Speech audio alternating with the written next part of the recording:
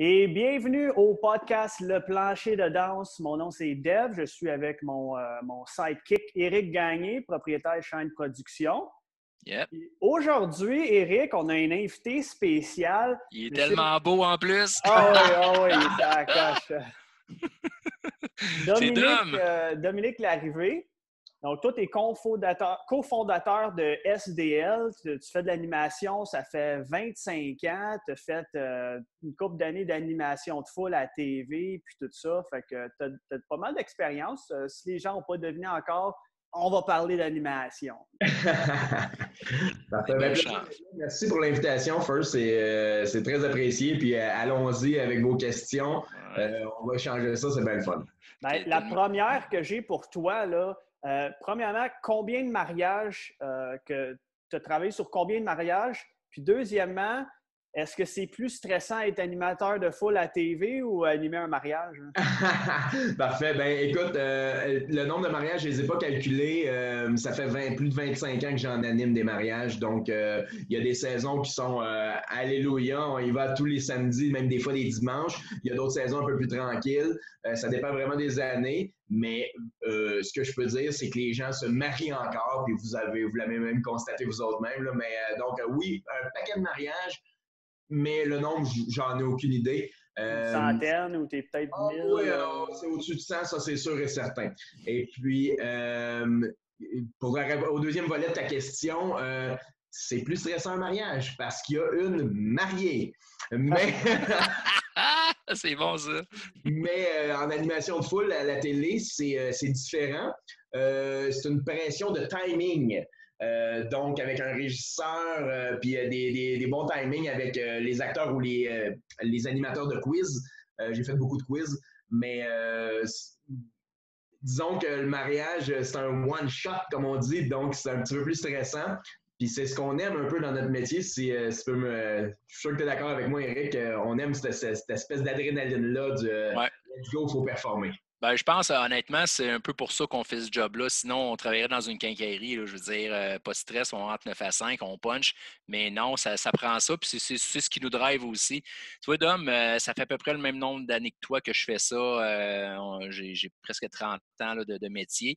J'ai évalué le nombre de mariages qu'on aurait animés. Là. J'étais entre 650 et 700 mariages à peu près, j'estimais. Fait qu'on peut pogner le 1000 avant notre retraite, man. Eh boy! Je ne sais pas s'ils vont nous faire une plaque ou un trophée. On va mériter qu'ils mettent notre micro au plafond. Là. On va retirer notre micro. Avant qu'on entre plus dans l'animation de mariage, j'étais curieux, tu sais, vu qu'on ne rencontre pas un animateur de foule à tous les jours. C'est quoi les choses ou les qualités que tu as amenées d'animation de foule dans tes mariages ou vice-versa? Moi, j'ai commencé les mariages bien avant l'animation de foule. Donc, mon expérience, je l'ai pris plus dans les mariages et je l'ai pris aussi dans le sud. Là. J'ai un petit volet sud là-dedans. J'ai été Géo, on va appeler ça Géo, Club Med et ailleurs pendant une dizaine d'années. Parle espagnol, ce gars-là, en plus. Sí, hablo espagnol. Il est parfait. D'ailleurs, j'ai déjà animé des mariages en français, en espagnol. Voilà, on s'est amusé entre les deux langues. Ce que je voulais dire, donc, c'est que je l'ai appris un peu à la dure dans un contexte hôtelier où il y a beaucoup de boissons. Alors, ça a été mon école. Et puis, après ça, quand je suis rentré, les mariages ici, ça va bien. Quand je suis rentré comme animateur de foule, c'est ça, c'est un peu le timing que j'ai amené maintenant dans mes mariages. Animation de foule, comme je disais tantôt, il faut être très, très, très sur le timing. Donc, j'essaie de faire la même chose dans mes mariages, tout en improvisant un peu selon le beat de la soirée ou le rythme ou l'ambiance, mais je m'assure de rien manquer. Un mot d'ordre chez moi, là, c'est les mariés n'ont plus rien à s'occuper, c'est un clé en main, donc ils n'ont pas à me demander c'est quand la coupe du gâteau, la première danse, la danse avec papa, avec maman, quand est-ce qu'on fait nos demandes spéciales, nos speeches, tout ça. Tout est clé en main, puis avec ce timing-là, c'est comme ça qu'on règle ça un petit peu. Donc, vraiment, là, je les laisse profiter de la soirée ou en espagnol, disfrutar de la noche. Bien sûr. Hey, Dom, peut-être que je me trompe, là, mais bon, je connais un petit peu les plateaux de télé, là. J'ai jamais fait de l'animation de foule parce que moi, j'estimais que j'avais pas ce qu'il fallait pour faire ça. On me l'a déjà proposé à l'époque, puis j'avais refusé parce que ça prend quelqu'un qui est capable vraiment de s'extérioriser. Puis quand tu drives une foule, oui, tu as un timing de fou là, à respecter. Lui, c'est le gars qu'on voit jamais. Là. Des fois, on le voit passer dans l'écran, mais c'est pas supposé. C'est ça. C'est sa faute. C'est pas supposé. Et voilà. Mais c'est le gars là, vraiment qui est capable là, d'être exubérant. Puis go, go, go. Puis ça, moi, je l'ai pas. Je me trouvais pas capable de personnifier ça. Puis à quelque part, c'est quasiment jouer un personnage parce que je pense pas que tu te lèves le matin, d'homme, puis que t'es Hey, wake up, belle journée. T'es sûrement pas de même. Non, dans mes temps libres, vraiment, puis non, hors job, je suis très tranquille. D'ailleurs, je suis un être très timide dans la vie de tous les jours. Ouais. C'est le micro qui change un peu l'affaire ou l'ambiance. Mais non, écoute, en animation de foule, pour répondre rapidement, on parle en télé, moi, c'est un hasard, un semi-hasard, j'ai provoqué un peu, qui m'a amené là, sans savoir si j'avais à faire ça. Mais chacun a son style. Il y en a qui sont hyper exubérants comme animateurs de foule, puis il y en a d'autres qui sont très classe. C'est sûr et certain que toi, il faut que tu livres quelque chose, mais ce quelque chose-là que tu dois livrer, c'est quand que la caméra est à on, est en action. Après ça, dans les pauses, si tu es plus tranquille, il n'y a pas de problème. Mais il faut que ton public réagisse quand que la caméra est à on. Mais oui, il y a des animateurs de foule qui sautent comme des fous partout. Moi, ce n'est pas nécessairement mon cas. Je suis plus un raconteur d'histoire. OK. Bonne différence. Faut que tu domptes comme un chien. Hein, exactement. On commence au début, on leur donne un peu les consignes de base. Puis après ça, ben, c'est nono, là, mais tu racontes ta vie parce qu'ils veulent savoir t'es de où, tu fais quoi, comment ça que t'es rendu ici. T'es-tu, t'es le futur Éric Salvaille, on le dit moins, là. Je ne souhaite plus d'homme. mais tu sais, on se fait poser plein de questions. Fait que on raconte nos histoires, fait qu'on les connaît, tout ça. Fait que j'ai pas besoin d'écrire de texte, j'ai pas besoin d'être un conteur avec des histoires que j'invente. Je raconte mon histoire, mon chien était malade, je suis allé magasiner telle place, j'ai les nouveaux souliers, ma blonde, elle m'a fait un gâteau, il est extraordinaire, qui sait qui va la recette? Puis c'est ça. J'ai même fait un studio où est-ce que à toutes les semaines, on faisait 3 enregistrements et c'était toujours le même public qui se présentait. Wow. Donc, eux, ils veulent savoir ce que tu as fait la semaine passée et qu'est-ce que tu vas faire la semaine prochaine. On s'ajuste tout ça. C'est un public un petit peu plus, comme moi, un petit peu plus âgé. Ouais, ça grisonne un petit peu, mon homme. Oui, ça, c'est le COVID. Ah, ben oui, c'est sûr. Bon, vu que sûrement des nouveaux mariés ou des gens qui planifient leur mariage et qui écoutent le podcast, on va sauter dans les mariages puis tout ça. Puis il y en a qui se demandent, ben tu sais, quand on planifie un mariage avec un animateur, on commence où une fois qu'on a fait appel à tes services? Comment que ça commence où avant la grande journée avec toi, là, par exemple? Et après ça, Éric aussi, il peut répondre parce que... Ah ouais, mais on va laisser notre invité s'exprimer. Oui, parfait. Ben, écoute, c'est sûr et certain que chacun a sa méthode. Hein. Il y en a qui vont prendre des planificatrices, des planificateurs de mariage, tout ça, qui vont rentrer en communication avec nous autres. Mais moi, je dirais que 95% du temps, je deal directement avec les mariés et c'est beaucoup plus facile sans intermédiaire. Et là, j'enlève rien au travail de planificatrice. Les filles, vous êtes excellentes, incroyables. Mais c'est sûr que pour nous autres, c'est toujours plus facile de travailler directement avec les mariés. Un coup qu'on a négocié, que le contrat est signé, tout ça, ben moi, la façon que je procède, je leur envoie un questionnaire de base. À la maison, même si c'est 1 an avant le mariage, même si c'est 6 mois, moi, je leur dis, imprimez-le, mettez-le sur le coin de la cuisine. Puis à temps perdu, vous entendez une chanson que vous aimez, allez l'écrire. Vous avez entendu parler d'une danse des mariés qui s'est faite de telle façon, allez l'écrire. Vous avez entendu un jeu, vous aimeriez le faire, allez l'écrire. Donc, je leur laisse ça. Et quelques mois, si, exemple, un mariage a lieu durant la saison estivale, l'été, au printemps, pas avant, là, j'organise une rencontre avec eux.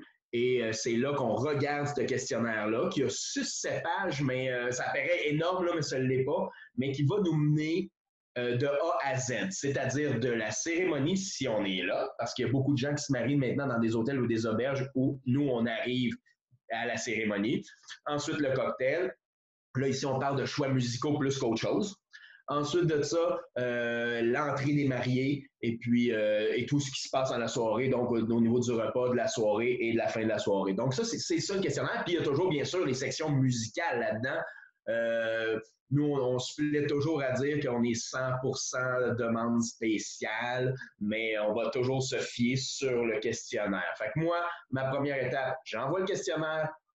Quelques mois avant, je rencontre les mariés. C'est un peu la façon de procéder. Je n'ai fait qu'une seule rencontre, sauf s'il y a une rencontre de vente à faire, c'est-à-dire, on a entendu parler de toi, on aimerait ça te rencontrer avec plaisir. C'est sûr que maintenant, avec des objets comme Zoom, FaceTime, etc., c'est intéressant aussi, mais comme on disait au début, moi, 95% de ma clientèle est dans une zone très précise, donc c'est facile pour moi de me déplacer. Par contre, si j'en prends des gens de l'extérieur, il n'y a pas de problème, je les rencontre. Fait que voilà. Sinon, 2 rencontres maximum, le questionnaire, puis ensuite de ça, c'est la journée même.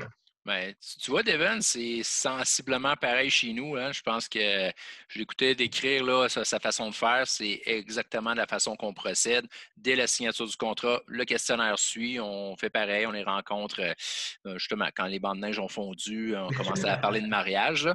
Puis, écoute, je ne peux pas être plus d'accord que toi là, de rencontrer le client face à face.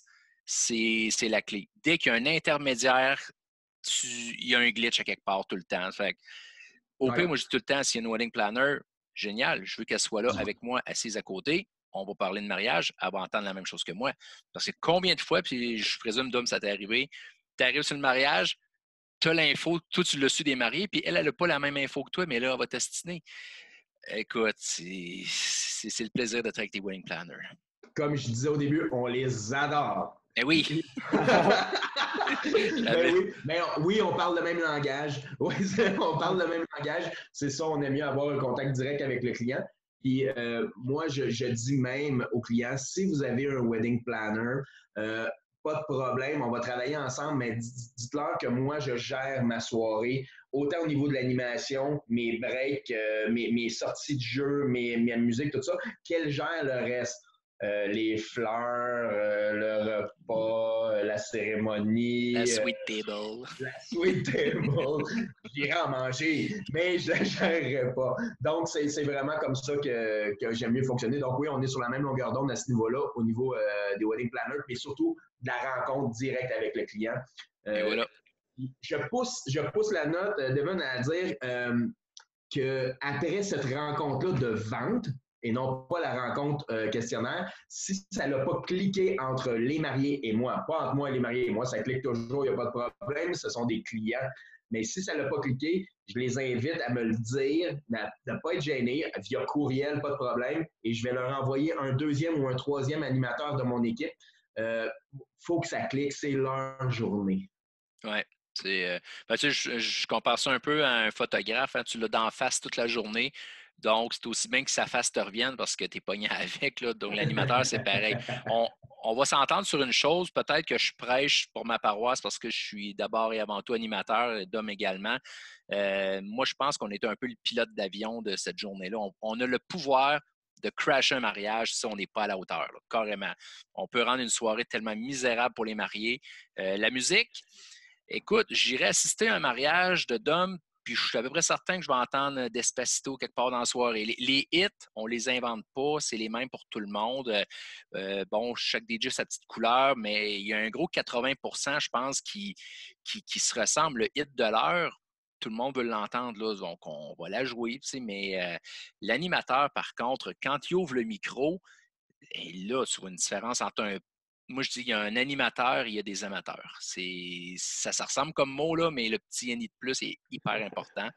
C'est un peu ça. T'sais, un gars de métier comme Dom qui a travaillé dans un club med, il y en a vu plusieurs.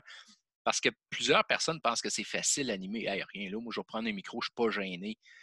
Tabarnouche, mon oncle Réal peut le faire. Mon cousin va animer mon mariage, il est drôle, lui. Ben, c'est ça. Ben, écoute, moi, c'est la première affaire que je veux dire, faites jamais ça. Mais encore là, je dis tout le temps, ça dépend de ton échelle de priorité. Qu'est-ce qui est important dans ton mariage? C'est-tu les photos d'abord? Il y en a que le DJ, la musique, c'est comme tertiaire, là. C'est même pas leur point. Ils vont pas vouloir payer cher pour ça. Il y en a d'autres que c'est non, non, c'est lui que je vais mettre le plus d'argent, c'est mon DJ parce que je veux qu'il soit à la hauteur. Fait que, tu sais, il y en a pour tout le monde au final, là, mais on va s'entendre que des niveaux de compétences dans notre domaine, ça fluctue en tabarnouche. Puis généralement, tu t'en rends compte quand le micro s'ouvre. Mais est-ce que vous seriez d'accord que la majorité des mariés, ils ne savent pas qu'est-ce qui devrait être la priorité? Ouais. Tu sais, je suis déjà allé à un mariage, moi, avec le gars, il a mis sa playlist iTunes sur speaker en arrière. Lui, il pensait qu'à DJ, on n'a pas besoin de ça. Moi, j'ai ma playlist, puis le party a crashé, c'était de la merde. Mais c'est ça, hein? Ils ne savent pas toujours qu'est-ce qui est important, qu'est-ce qui devrait avoir plus d'importance. Hein? Oui, tu as tout à fait raison. Puis là, je vais appeler ça un problème, là, mais le problème, c'est que chacun des intervenants, chacun des fournisseurs, que ce soit le DJ animateur, le photographe, la salle ou autre, va toujours prêcher pour sa paroisse et dire que c'est eux les plus importants. Et c'est là qu'à un moment donné, ben, les mariés vont dire, ben oui, c'est le plus important, tout ça. Fait que nous autres, on jongle un peu avec ça. Mais bref, je suis tout à fait d'accord avec Eric. L'animation, c'est ce que tu vas te rappeler que c'était bon, que la mariée était belle, puis que l'animation était sa coche. Parce que la musique, comme Eric dit, c'est toutes les mêmes hits qu'on va mettre, tout ça. Puis on n'a pas besoin, puis là, tu me corriges, Eric, si je me trompe là-dedans, mais dans un mariage, on n'a pas besoin d'un DJ club. On a juste besoin d'un DJ qui est capable de faire du fade-in, fade-out, d'enchaîner une tourne après l'autre sans qu'il y ait de blanc pour garder son plancher de danse actif. Et voilà. Fait que la musique, après ça, ben, elle vient, je veux pas dire qu'elle est secondaire, mais elle vient très, très bien compléter l'animation. Puis là, si l'animateur a fait sa job au souper, le monde sont déjà comme ça sur la piste de danse. Ben oui, et voilà, parce que en fait, dans un mariage, Devon, puis tu le sais, là, on a travaillé tellement souvent ensemble. Tu sais, je suis un DJ de mariage, mais dans la vie de tous les jours, je n'irai jamais mixer au circus, là, tu comprends? Je n'ai pas cette compétence-là. J'ai un respect immense pour les vrais DJ, là, ceux qui, moi, je les appelle les DJ artistes, là, ceux qui mixent Oui. beat to beat, c'est des tops. Moi, je ne suis pas ça. Par contre, je sais enchaîner 2 tunes et je connais la musique sur le bout de mes doigts et je sais quel hit mettre, à quel moment, c'est ma force. Je mets des bonnes tunes. Parce que le client qui danse, lui, il va dire « Hey, Eric, c'est un maudit bon DJ. Il m'a mis des tunes à soir. C'était direct dans ma palette de couleurs. » Tu sais, oui, je pense qu'on met des bonnes tunes, puis tu sais, je connais les hits. Je passe rarement la tune du concierge qui vide la place, là. Je la passe pas, cette tune-là, tu sais, mais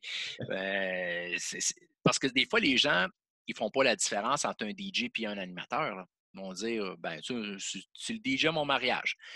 OK, le DJ, mais un DJ, ça joue de la musique, c'est sa compétence, c'est de jouer de la musique. Je sais que pour SDL, vous travaillez souvent en équipe. Dom, je ne t'ai pas vu souvent faire en arrière des tables tournantes. Je pense que je t'ai vu une fois cette année. Je t'ai vu une fois mettre une photo en arrière d'une table tournante, là. Exactement parce que j'avais 20 minutes de musique à faire. Je ne pouvais pas me tromper. 4 tonnes. Mais c'est ça. Dom, il préconise de travailler à 2. Nous autres, on le fait souvent également, travailler à 2 quand je suis capable d'avoir mon DJ avec moi. J'offre quand même le forfait en solo parce que la plupart de mes gars connaissent bien la musique. Puis, comme Dom a dit, c'est pas important d'avoir l'écouteur. Puis, c'est pas ça que le client veut. Mais des bonnes tunes. Écoute, on joue encore Macarena, là, je veux dire. Exactement. On repasse les mêmes hits. Puis, on pourrait passer notre playlist. Là, on a des classiques, puis ça devient une toune de mariage parce que les gens, ils viennent pour écouter ça. Ils veulent l'entendre. On n'a pas le choix. Ouais, mais... Oui, nous, on travaille beaucoup à 2, mais oui aussi, j'ai des gars qui font DJ animateurs et qui sont excellents, que je recommande, que je peux envoyer sans me casser la tête. Puis c'est ça qui est intéressant aussi. Mais moi, personnellement, non, je suis moins DJ. Je me sens plus à l'aise avec un micro. Oui, c'est le frangin Simon qui spin. Et puis, tu vois, les 2 frères, on s'arrange pour travailler ensemble. Toi, tu spins, moi, j'anime. C'est parfait. Voilà. Petite question pour vous deux, si on retourne à la préparation mariage et puis la consultation, le meeting avec les mariés avant la grande journée, qu'est-ce que vous diriez que ce serait un conseil ou des conseils importants que vous leur donnez avant le mariage? Dom? Ouais, ben écoute, moi, après ma barre, si on vient au fameux questionnaire, il est très général pour que justement dans cette rencontre-là, on puisse regarder ensemble. Puis il y a des mariés qui vont nous arriver en nous disant, hey, on veut ce jeu-là, ce jeu-là, ce jeu-là, ce jeu-là, ce jeu-là, ce jeu-là, ce jeu-là, puis ce jeu-là. Puis si tu as le temps, celui-là, eh boy, j'aurais pas le temps pour celui-là, celui-là, celui-là, celui-là, celui-là. Parce qu'à un moment donné, trop, c'est comme pas assez. Puis moi, un des conseils que je leur donne, c'est laissez-moi carte blanche et je vais placer mes animations où ça va. Et c'est le meilleur conseil que je peux leur donner à ce niveau-là, au niveau de l'animation. Au niveau de la musique, parce que ils veulent toujours des jeux X, Y, Z, puis c'est bien correct. Moi, je prends toutes les suggestions, puis après ça, je suggère mes jeux. Puis après ça, des fois, on fait un mix entre les deux. Mais je leur dis juste, le meilleur conseil que je leur donne, c'est quand vous allez être dans la salle, asseyez-vous et profitez-en. Moi, je m'occupe du reste. Ça, c'est le... Ensuite de ça, au niveau de la musique, bien, je leur dis, écoutez, puis on revient un peu à ce qu'on a dit tantôt, on a 90 000 chansons en banque. Là. Je dis un chiffre, là, mais on a les succès de l'heure, on a la musique des années 50-60, qu'on met de moins en moins parce que notre clientèle vieillit, hein, ou ceux de cet âge-là sont rendus grands-parents ou arrière-grands-parents. Mais on a toute cette musique-là. Donc, mettez des demandes spéciales, mais mettez-en pas 100. Prenez pas ce temps-là. Mettez-en une vingtaine, vos chansons préférées, puis surtout les chansons que vous voulez à des moments spécifiques. Le reste, on s'en occupe. Moi, c'est un peu comme ça. Je ne donne pas 100 000 conseils. Je leur dis juste, regardez, nous, on travaille comme ça, puis fiez-vous à nous. C'est un peu ça le conseil, c'est fiez-vous à nous. Vous nous avez engagés, vous nous faites confiance. Allez-y. Et voilà, mais écoute, ça revient pas mal un peu à la même chose, hein, Dev. Moi, je leur dis à mes mariés, mettez-en sur mes épaules. Écoute, des mariages, comme je disais en début de show, là, j'ai dû en animer pas loin de 700. Je commence à connaître ça un peu. Fait droppez-moi-en de la pression, je vais en prendre. Puis je suis un gars calme. Et puis, ça, c'est super important parce que les gens choisissent l'animateur. Il y a une connexion avec ce gars-là. Bien souvent, là, moi, je suis dans un groupe de réseautage et puis la vice-présidente Natacha a dit tout le temps c'est pas ton service que les gens engagent, c'est toi. Puis dans notre domaine, là, c'est tellement vrai. Les gens te voient. Tu sais, tu vois Dom, tu vois qu'il connaît son affaire. Il n'a pas l'air d'un gars tout croche. Tu sais qu'il va être à l'heure. Les gens pensent la même chose quand ils travaillent avec nous autres. Ils disent OK, vous avez l'air bien structuré. On a des plans B si quelqu'un est malade ou whatever. Tu sais, ça sécurise les gens parce que eux autres, ils se marient une fois. Là. C'est leur journée. Parce que moi, je vais leur dire tu sais, soyez cool, relax, mais on le sait qu'ils ne le seront pas. Ils vont être stressés. Là. Ils veulent que tout roule parfaitement. Donc, tout ce que moi, je peux gérer à leur place, tout ce qui est sur le planning, je ne voudrais pas que ma mariée commence à checker sa montre puis hey, c'est le jeu du soulier dans 20 minutes. Non, c'est pas sa job de faire ça. Elle, c'est de se faire diriger tranquillement, cool, relax. Hey, on va faire le jeu dans 5-10 minutes. Mais tu sais, je leur dis, drop-en dans ma cour, puis tu sais, faites juste vous préparer. Aujourd'hui, faites juste vos petits devoirs. Trouvez-vous une chanson qui signifie de quoi votre première danse, exemple. Ça, c'est le petit devoir que c'est des fois j'ai carte blanche, un peu comme un Dom disait, mais la plupart du temps, je leur dis, trouvez-la votre toune. Il y a sûrement une toune qui vous allume les deux, qui vous rejoint, qui est significative pour vous deux. Mais pour le reste, la musique, d'autres aussi, on prend une demande spéciale, sauf qu'on les gère. Parce que le gars qui arrive à 9h30, puis que lui, c'est un tripeux de System of a Down ou Disturb, puis qui vient, ah ouais, Down with the Sickness en partant, là. C'est sûr que ma tante Diane s'en va, puis elle va dire que le DJ, c'est un imbécile. Là. Donc, tu sais, il faut les gérer. Là. Si le gars il est à côté de la track, ben, des fois, on va lui suggérer écoute, on est plus dans le J-Lo, c'est quelque chose de, tu sais, Madonna, Jennifer Lopez peut-être, mais il faut réorienter le client. Il faut qu'il sente que tu es le gars de la situation puis que tu es capable de leader le show. Tu es le conducteur ou, comme je disais tantôt, tu es le pilote d'avion. Si ton client n'a pas ce feeling-là puis tu l'insécurises, ben toute la soirée, il va être craintif puis ça va le stresser. Fait que, si tu ne veux pas stresser davantage les mariés, là, tu veux t'assurer qu'il profite bien de sa journée. Donc, nous autres, c'est d'être pro, d'être à l'heure. Parce qu'imagine qu'un marié arrive dans la salle puis que le DJ n'est pas installé, qu'il n'est même pas arrivé encore. C'est déjà arrivé, ça. Le client m'appelle, catastrophe. T'es-tu une équipe de libre? Le DJ n'est pas là, plus de son, plus d'image. Pouf, disparu le gars. Mais oui, on est arrivé comme 10 minutes après le début du show. Mais tu sais, on s'entend que le marié, il dit, après ça, il me dit, ouais, je m'en doutais, là, mon gars, il avait pas l'air fiable. Mais Je l'ai trouvé sur Kijiji. Puis... et voilà, c'est exactement ça, man. C'est comme ça. Mais regarde, sécuriser tes mariés, moi, c'est d'abord et avant tout ce que je veux faire. Puis je leur dis, si vous voulez m'appeler 20 fois avant le mariage, appelez-moi 20 fois le matin même. Tu joues au golf, là, whatever, le mari m'appelle. Rick, quelle heure tu vas être là? Et juste, tu sais, qu'il va me parler, il va savoir que je suis réveillé, que je suis en train de loader mon truck. Au moins qu'il sente que la machine est en marche puis que tout roule. Des fois, ça les sécurise. Puis après ça, ben gars, je suis au must go on. Il n'y a plus de stress, là, mais il faut les déstresser un petit peu. Ça fait partie de notre job. Exactement. J'aime bien ta phrase, mettez-moi-en sur les épaules, on est là pour ça. C'est pour ça qu'ils nous payent, hein? On travaille là-dessus, puis avec l'expérience qu'on a acquise avec toutes ces années-là, ben c'est ça qui paye dans le fond, donc ça les sécurise, tout ça. Si je reviens, Devon, à ta question un petit peu là, au niveau du questionnaire des conseils, moi, dans mon questionnaire, j'ai même une place où ils doivent inscrire qui va prendre la parole dans la soirée, qui va faire les speeches. Bon, les garçons d'honneur, les filles d'honneur, papa, maman, peu importe. Et juste pour te dire comment on aime contrôler le truc, si quelqu'un dans la soirée vient me voir, me dire « Hey, j'aimerais ça prendre le micro », s'il n'est pas sur mon questionnaire, j'y donne pas le micro, mais je vais aller voir mes mariés. Je vais aller voir mes mariés, je vais leur demander, je vais leur dire « Hey, j'ai Marc qui aimerait ça prendre le micro. » Dis pas, dis pas. Alors moi, je vais prendre sur mes épaules la pression de dire, écoute Marc, on n'a pas le temps. Écoute Marc, je viens te revoir plus tard. Écoute Marc, on regarde ça, mais là, il faut avancer.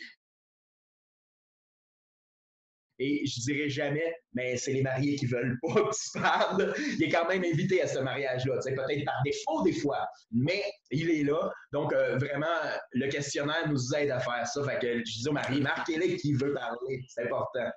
Oui, non, ça, c'est une chose qu'on apprend assez vite. Tu ne prêtes pas le micro, hein, puis tu le sais, Devon, là, le micro. Moi, je l'ai prêté une fois l'année passée à un client. Il l'a échappé, il l'a craqué. Mais comme mon client fait de la moto, je ne veux pas trop écœurer avec ça après. Je garde, c'est correct. Je vais m'arranger. J'ai mis du tape sur le micro. Il marche comme ça. Mais bon, c'est ça. Mais oui, gérer le micro, ça, c'est une priorité absolue tout le temps. Là. Avez-vous des anecdotes, des histoires que vous avez rencontré les mariés avant le mariage, puis ça n'a peut-être pas bien été, ou bien peut-être une petite bagarre ou un échange de mots, peut-être entre les mariés eux-mêmes, ça s'est pogné, de quoi de même? Oui, j'en ai. Écoute, je vais me lancer en premier. Écoute, je vais essayer de faire ça assez court. Je rencontre des mariés au salon du mariage. Puis ça clique, on a du fun. Le marié, là, il me trouve cool, tu sais. Puis là, elle me rappelle après le salon, écoute, on voudrait que tu reviennes chez nous jaser un petit peu. Là, on est intéressés. Normalement, quand tu les as en face de toi, c'est pas mal un done deal. Ils t'ont déjà vu, puis là, ils te rappellent. Fait que tu sais que tu t'en vas signer un contrat la plupart du temps. Là, j'arrive dans la maison, puis je vois que c'est le bordel, mais total dans la maison. Là. C'est quasi insalubre. Il y a à peu près 5 enfants qui vivent là. Et puis là, je m'assois dans la cuisine, puis là, je demande, on va l'appeler Mario. Mario se joint-tu à nous autres? Puis là, elle dit, ben, soit pas long, il va se lever. Il était genre 2 heures l'après-midi. Peut-être qu'il travaille de nuit, je ne sais pas. Là, Mario, il arrive avec ses Fruit of the Loom puis sa bedaine en cuisine. Puis là, il me regarde. Qui, toi? Tu sais, vraiment, là. Là, j'étais avec ma paperasse. Je suis le DJ, on s'est vu au salon. Ah, OK. Puis là, il s'installe, puis il commence à faire on commence à faire le speech. Il m'a dit, ça cogne à la porte. Puis là, il y a un des enfants qui va répondre, puis Maman, c'est la madame de la DPJ. Oh. Moi, je suis comme pogné là, puis lui, il est en beau maudit, le bonhomme là, qui, avec Madame la DPG est là, elle fait sa job. Là, c'était sérieux. Là, c'était un cas, il a fallu que je parte. Là, c'était pas de mes affaires. Fait que je dis, hey, gars, on se rappellera. Mais elle me rappelle une semaine après. Le contrat était signé, by the way, le dépôt, tout. Là. Et elle me rappelle, à un moment donné, je m'en allais faire un mariage un samedi. J'ai reçu l'appel, on l'appelait Carole. Carole m'appelle. Elle me dit, écoute, Éric, je suis obligé d'annuler le mariage. Hein? Comment ça, Ça avait l'air avancé dans le projet. Ouais, elle dit Mario est mort. Oups. Je dis, OK. Je dis, ouais, là, je comprends ça. Là. Mario est mort. Il n'y aura pas de mariage. Hein. Fait que, elle dit, je peux-tu revoir mon dépôt? Et tralala. J'ai dit, oui, oui, garde. Là, je m'en vais animer un mariage. Là. J'ai dit, c'est un choc. Là. Je viens de vous voir la semaine passée. Fait que c'est beau. Je garde. On se rappelle lundi, puis on règle tout ça. Mais avant de remettre des sous à la mariée, je suis allé juste talker son Facebook un petit peu comme ça. Là. Je dis, il faut que. Et son statut, là, c'était marqué ça de long. Hey, j'ai réussi à en passer une vite au DJ. J'ai fait croire que Mario est mort, mais il va me rembourser parce qu'elle, elle s'était trouvée une cabane à sucre moins chère que son hôtel et il y avait le DJ d'inclus. Tout était inclus, là. C'était un all-in. Fait qu'elle voulait canceller tout le monde et ravoir ses dépôts. Fait qu'elle a fait mourir Mario pour ça. À cause de son Facebook, il n'y avait pas de paramètres de sécurité.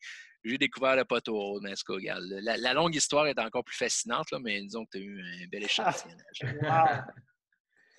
Ouais, ben, moi, je peux y aller de mon côté. Écoute, je rencontre les mariés qui ont été recommandés par un ami à moi. Donc, c'est ses voisins. Et puis, je me souviens plus des noms, peu importe. On se rencontre. Et pendant la rencontre préparatoire, la mariée insiste beaucoup sur « mais on va avoir du fun, là, hein? Mais on va vraiment avoir du fun, là, hein? Tu me garantis-tu qu'on va avoir du fun? » Fait que je dis, moi, écoutez, ça fait des années que j'anime des mariages, ça se passe toujours super bien, les gens aiment ça, j'ai des jeux différents, puis on roule ça, puis let's go, ça va bien, on est toujours deux, puis blablabla. Je mets ça beau, tout ça. Elle dit, OK, j'ai bien confiance. On se présente au mariage le jour même, et là, on commence à animer, et il n'y a aucune réaction. Mais aucune réaction dans la salle. C'est déstabilisant. Et il y a une table en face de la table d'honneur qui est la table de mon ami qui m'a référé.